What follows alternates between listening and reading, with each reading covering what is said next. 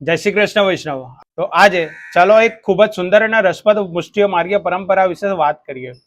જન્માષ્ટમીની બધાઈ। આપણે બધા જાણીએ છીએ કે જન્માષ્ટમી ભગવાન શ્રી કૃષ્ણના પ્રાગટ્યનો મહાઉત્સવ છે, પરંતુ શું તમને ખબર છે કે પુષ્ટિ માર્ગમાં જન્માષ્ટમીના દિવસે જ તેની તૈયારી શરૂ થતી નથી? તેનો તો એક મહિના પહેલાથી જ આનંદની શરૂઆત થઈ જાય છે। આ વર્ષે શ્રાવણ કૃષ્ણ પક્ષ અષ્ટમી 6 ઓગસ્ટે આવી હતી। આ દિવસથી જ જન્માષ્ટમીની બધાઈ બેસે છે અને બધાઈના કીર્તનોનો પ્રારંભ થાય છે। હવે તમને થશે કે જન્માષ્ટમી તો 4 સપ્ટેમ્બરે છે, તો એક મહિના પહેલાથી જ બધાઈ કેમ? તો તેનો ખૂબ જ સુંદર ભાવ છે। આપણા ઘરે પણ જ્યારે કોઈ મોટો શુભ પ્રસંગ આવવાનો હોય ત્યારે શું આપણે પ્રસંગના દિવસે જ તૈયારીઓ શરૂ કરી દઈએ છીએ? ના, લગ્ન હોય તો ઘણા દિવસ પહેલાથી જ ઘરમાં તૈયારીઓ શરૂ થઈ જાય છે। ઘરની સફાઈ થાય, નવા કપડાં આવે, સગા સંબંધીઓને બોલાવવામાં આવે અને સૌથી મહત્વની વાત, પ્રસંગ આવવાનો છે એ વિચારથી જ ઘરમાં આનંદ શરૂ થઈ જાય છે। બસ પુષ્ટિ માર્ગમાં પણ કંઈક આવો જ ભાવ છે।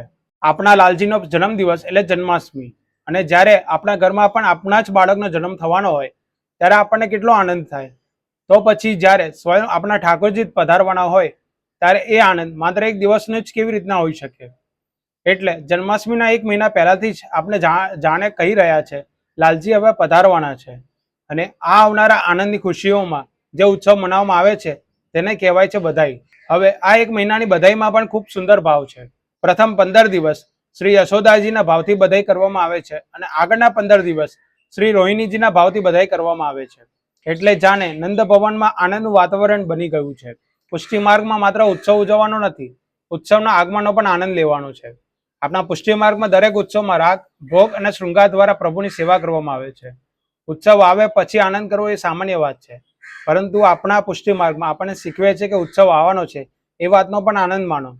હવે જો આપણે શ્રીનાથજી પ્રભુની વાત કરીએ તો નાથદ્વારામાં શ્રીનાથજી મંદિરમાં પણ આ બધાઈનો ઉત્સવ ખૂબ સુંદર રીતે મનાવવામાં આવે છે। એક મહિના સુધી વિવિધ પ્રકારની બધાઈઓ અને કીર્તનો દ્વારા જાણે જન્માષ્ટમીના આગમનની ખુશી વ્યક્ત કરવામાં આવે છે। ઝાંઝની બધાઈ શ્રી યમુનાજીના ભાવથી કરવામાં આવે છે। 12 દિવસ સુધી નોબતની બધાઈ થાય છે અને 8 દિવસ સુધી માદળની બધાઈ થાય છે। ગીત અનવારીની બધાઈનો પણ ખૂબ સુંદર ભાવ છે। ગામની મહિલાઓ મંદિરમાં આવીને મંગળ ગીતો ગાય અને પ્રભુના આગમનની ખુશી વ્યક્ત કરે છે। વિચાર કરો વૈષ્ણવ, આ તો જાણે આપણા ગામમાં કોઈના ઘરે દીકરાનો જન્મ થવાનો હોય અને ગામની મહિલાઓ ભેગી થઈને બધાઈના ગીતો ગાય એવી વાત થઈ। ફરક એટલો જ છે કે અહીં તો આપણા પોતાના લાલજી પધારવાના છે। રાજભોગમાં પણ જન્માષ્ટમી સુધી દરરોજ 4 પદો ગાવામાં આવે છે અને શ્રીમદ ભાગવતના પંચ અધ્યાયમાં નંદાલયમાં થયેલા આનંદનું વર્ણન કરતા 18 શ્લોકોનો ભાવ લેવામાં આવે છે। એટલે 18 દિવસ સુધી નંદ કે આનંદ ભર્યો ના ભાવેથી જાણે નંદ ભવનમાં આનંદની વર્ષા થઈ રહી હોય એવા ભાવ રાખવામાં આવે છે। આ દિવસોમાં પ્રભુની બાલલીલાઓ અને આનંદના ભાવોને પણ ખૂબ સુંદર રીતે અનુભવવામાં આવે છે, અને આજના દિવસોમાં પ્રભુ શૃંગારમાં પણ જન્માષ્ટમીના આગમનનો ભાવ જોવા મળે છે। પ્રભુ શ્રીનાથજી અને શ્રી મદન મોહનજી અને શ્રી નવનીત પ્રિયાજીને જન્માષ્ટમીના પ્રતિનિધિ સ્વરૂપ વિશેષ શૃંગાર કરવામાં આવે છે। મંદિરના દ્વારો પર પણ હળદરની મંગલ ચિહ્નો અને બંધનવાર વગેરે કરવામાં આવે છે। મંગળામાં પ્રભુને કેસરિયા ઉપરનું ધરાવવામાં આવે છે અને સંધ્યા આરતીના સમયે પ્રભુને સોનાના હિંડોળામાં ઝૂલે છે। વૈષ્ણવ, આ બધું એક માત્ર વિધિ નથી, આની પાછળ એક ખૂબ જ સુંદર ભાવ છે। મારા ઠાકોરજી પધારવાના છે, આ એક વિચાર જ આપણા હૃદયમાં આનંદ ભરી દે છે।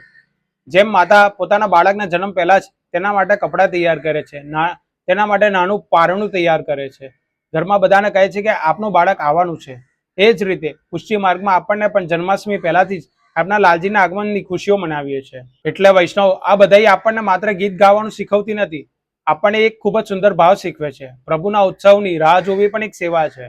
પ્રભુ આવવાના છે એ વિચારથી પણ ખુશ થવું એ પણ એક સેવા છે।